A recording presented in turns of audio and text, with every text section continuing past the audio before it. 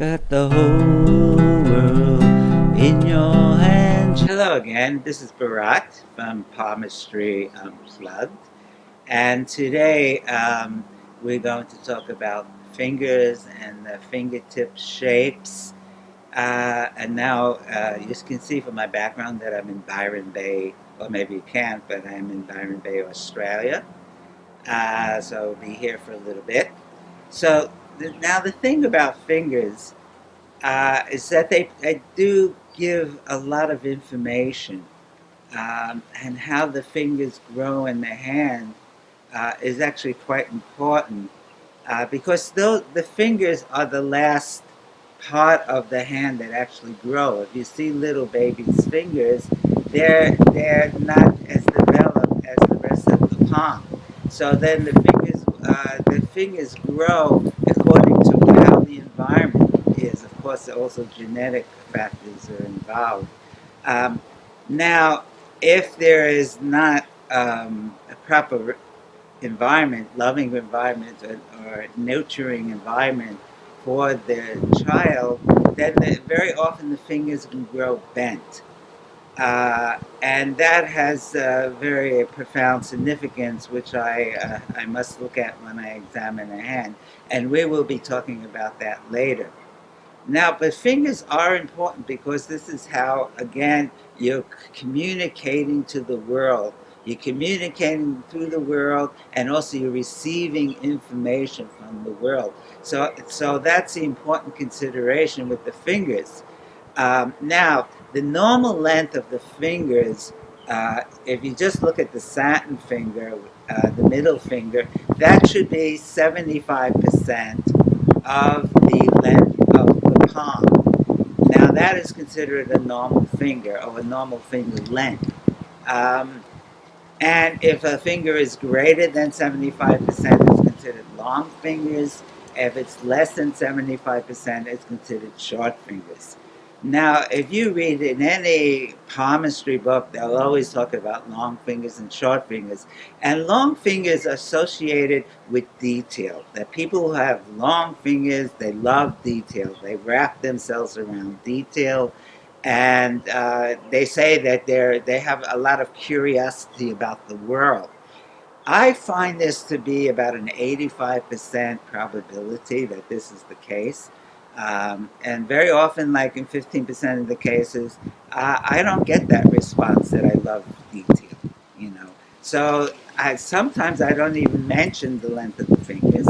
Often I do, because the probability is actually not that high when it gets down to like 90%, 85%. That's not such a high probability in palmistry. Um, but I do often ask that, and more or less there is a propensity towards wrapping around details, of getting able to go into details, let's put it that way. Now, when the fingers are shorter than 75%, or the satin finger is shorter than 75%, it's considered short fingers. Now, people with short fingers, it's generally thought that they like to see the whole picture. They don't like details. Well, they prefer not to have details or go into details. They prefer to see the whole picture. And they also say that the short fingers people are closer to the heart. This is what's said about it.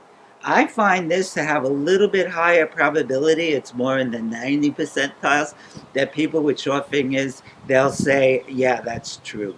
I like to see the whole picture, you know. So that's the thing about long and short fingers. Now, before I go into the length of the fingers in relation to the other fingers, which is quite important, and I'll probably do that on the next video clip, I will talk about the fingertip shape. And I will only mention the ones that I come across, even though you can go to older palmistry books and you'll see all sorts of examples of different fingertips. But I only see several different types, and those are types I'll explain. Now, the thing about the tip of the finger is the information is coming in, the energy is coming into the fingertip, and how and where it actually meets the finger determines actually how sensitive a person is. Now, the most common normal, not normal, but the most common, yeah, average fingertip is a round fingertip. That's this one. That's, you can see it's a round fingertip. So this gives, excuse me, that's a round fingertip. So uh, this gives the normal receptivity that's not too sensitive and not too insensitive. So that is considered the average and normal intelligence, and this is what most people have is the round fingerprint. Now the other type of fingerprint that I see is a tapering fingerprint, where it tapers, coming like a triangle or a cone, and this type of fingertip has more surface area on on the tip of the finger. So therefore, the more energy comes in or is received, and this makes the person more sensitive. So so as soon as you see a tapering fingertips, you know there's some sensitivity going on there. And rounded is more average, just average sensitivity. Now the other type of a fingertip that I once in a while see is the square, which you can see on the diagram here as the square fingertip, and that's usually people who are practical and workers. And it's true, every time I have seen that, it's that type of person. They're kind of practical, slow thinking, slow decisions. It's like, yeah, it does usually fit the stereotype. The next type of fingertip that I want to talk about, the last one, is an important one, and that's the spatula fingertip. And the spatula fingertip there are two different types. There's one that is what's considered the classical spatula fingertip, where you see at the end of the finger, there's a little bit of a bulb. There's a little bit of a bulge. It gets a little bit wider there.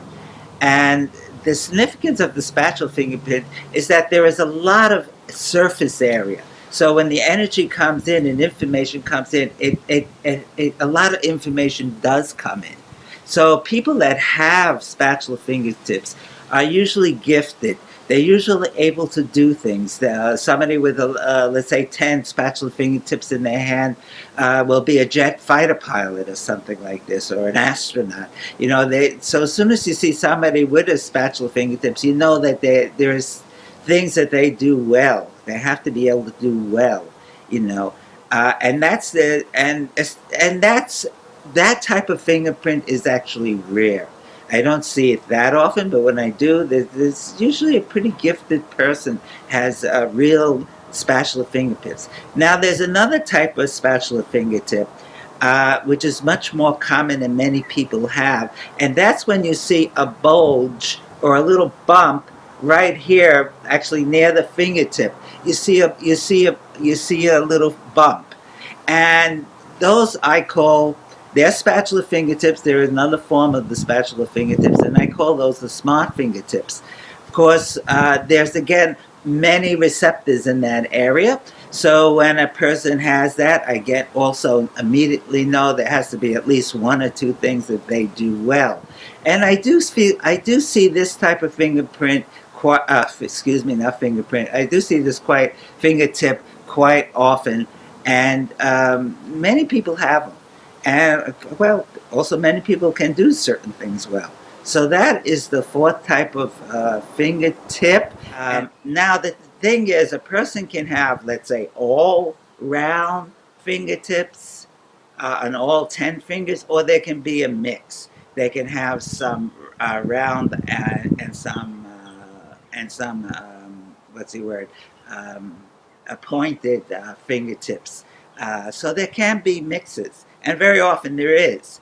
And that's also an interesting consideration, because on certain areas it's good to be sensitive, and in other areas it's not good to be sensitive. For example, in Mercury, which you're dealing with intimate relationships, if you're having a sensitive fingertip it's like this, pointing, which mine is actually a little bit, the sensitivity is good because you're dealing with emotions, you're dealing with relationships, intimate relationships. It's good to have that sensitivity. On the other hand, if you have a sensitive, a tapering fingertip uh, on your Jupiter finger, that can lead to some challenging situations because the Jupiter is you're dealing with the world, you're dealing with how you're presenting yourself. You're back and forth with people on a more a public way, in a way, and not an intimate way, and then in fact, when you're dealing on that level, it's best to be a little bit insensitive, unfortunately. And people that are sensitive like that, if you're having like a business meeting and you start to feeling the person's emotions because you have a sensitive Jupiter finger, that gets in the way if you're negotiating a business deal. It's better to be a little bit insensitive, sort of to at least excel more in business. Okay, so that's all I want to say today about the fingertips, uh, and also the fingers just on a general way. They should all have kind of an equal look to them, like widthwise. They should be as developed, and we'll get into the next time the relative lengths of the different fingers and what happens when you have a short finger, let's say a Jupiter, and a long finger Jupiter. So we will get into that next time. So this is Bharat from Palmistry Unplugged, and this is my website here, palmistryreading.com. If you're interested in reading, if you'd like to subscribe to my channel, please do that. And if you'd like to click a like, that's also quite nice. And I will see you, and I hope you are enjoying my little talks. Okay, see you next time. Thank you.